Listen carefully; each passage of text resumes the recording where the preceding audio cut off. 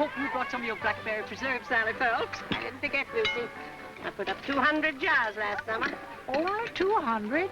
I put up 300 of strawberry. Silas likes it better. You would think of Silas. Silas! Don't bother Papa when he's playing checkers. What? Oh, mine. Move, turkey neck. Been your move, Parson, for nigh on to half hour. Silas! Coming, Sally.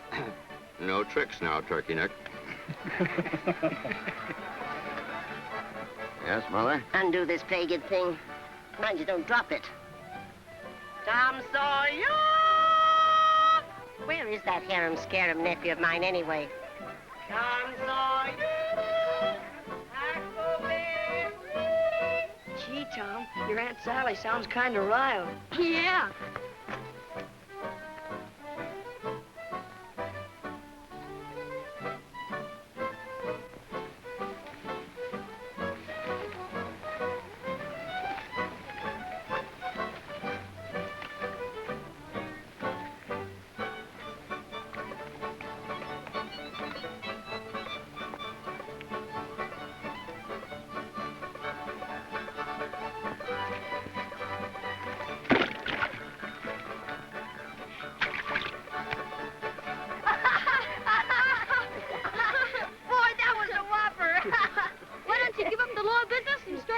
For a living, Jeff? Well, the main reason is I don't seem to know any more about catching fish than I do about catching clients.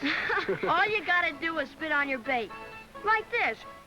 I'm afraid that wouldn't work with clients. I was talking about fish. Oh, I see. Say, Jeff, you and Cousin Ruth's gonna get married?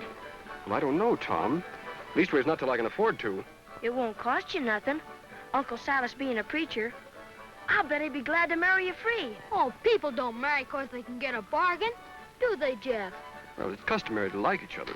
That is, a little bit. There's Brace Dunlap and Jupiter. Hi, Mr. Dunlap. Hi, Jupiter. Hiya, Tom. Hello, Hawk.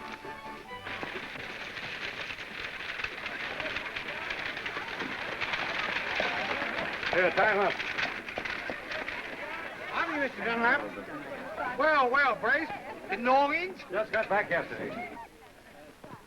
Hello. How do you do, Mr. Dunlap? Nice of you to be here, Brace. Not at all, Mrs. Phelps. I consider it a pleasure as well as a duty to pay my respects to your husband on his birthday and to your very charming daughter. Thank you, Mr. Dunlap.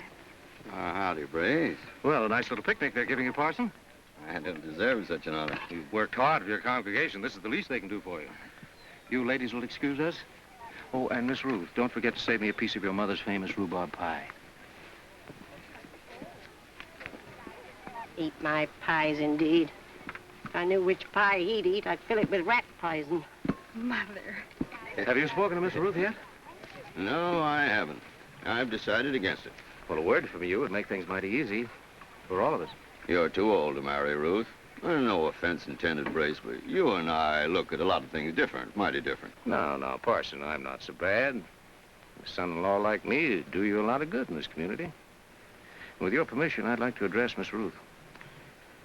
You're at liberty to do so, but I'll advise her against it. You remember Farmer Sykes, don't you, Brace? He just come back from California, and I heard him tell us how he saw gold nuggets out there as big as Arkansas mules. Well, if you had the sense of an Arkansas mule, you wouldn't believe such stories. I'm your brother, ain't I? I don't need you to remind me. Oh, no. You oughtn't to treat Jupiter that way, Brace. He's a chuckle-headed idiot. He's a simple, hard-working soul, and he's your brother. Well, if you feel so kindly toward him, Parson, you surely could do me a big favor. Well, what's that, Brace? Well, I'm going to fix over my house for the future Mrs. Dunlap. And while I'm doing it, maybe you'd like to take Jupiter on as a hired hand. Give you more time to think of your preaching work, and he wouldn't cost you anything more than his board and keep. Why, certainly, Brace. I feel mighty sorry for Jupiter. He can come and live in our old place and eat with us. Glad to see you, Parson. How be you? Quite well, thank you, John. Welcome home. Thank you, Parson. Howdy, Brace. How are you? Tell my brother Brace about them gold nuggets as big as mules. They were big, all right, but not that big, Jake. I ain't, Jake. I'm his brother Jupiter. Jake or Jupiter, it's all the same. I never could tell you twins apart. How do you manage it, Brace? I don't have to. Jake hasn't been home in 6 years. Dead, we heard. Well, now, that's too bad. Yeah, it is too bad. But I do look like him, don't I? Where do you suppose Jeff went to? Fishing, probably.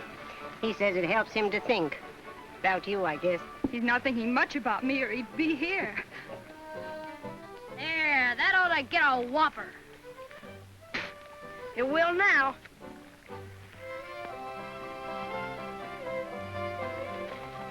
Miss Ruth.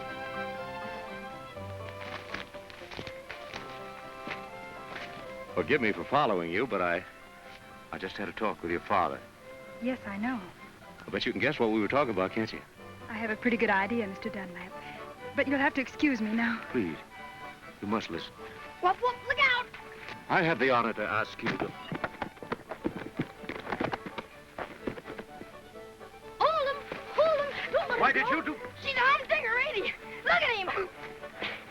Here, curfew. Come blow your horn. Dinner's all ready. Yeah. Eating time! Come on, Ruth. Come on, Jeff. Dinner's ready. You can have the catfish, Mr. Dunlap.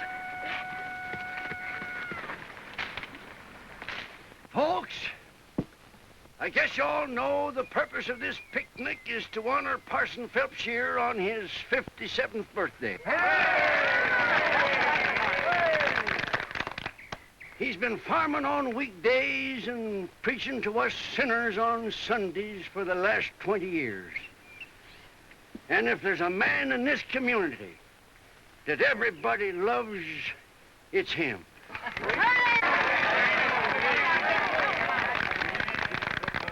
It gives me great pleasure to present you with this token of our esteem. And I sure hope you're going to like it. Oh, that's nice of you, Turkey Nick. Mighty nice.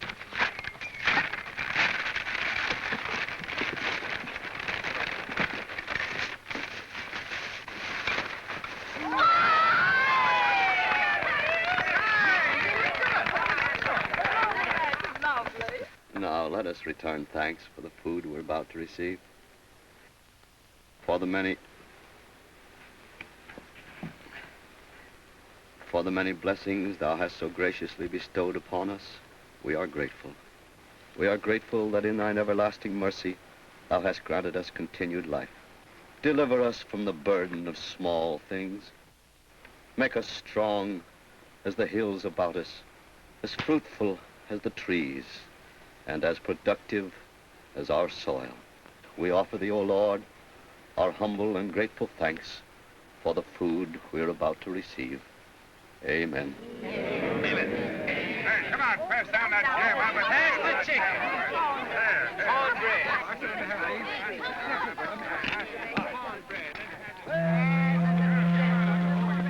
Yonder goes a view of May on the way down to New Orleans. Yeah. On the way back, you and me'll be on her. Heading up the river for St. Petersburg and home. And school. Up here.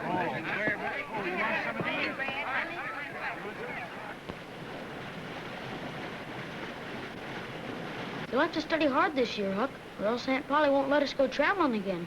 And there ain't much more they can learn me in school. I've been through that old first reader 4 times now.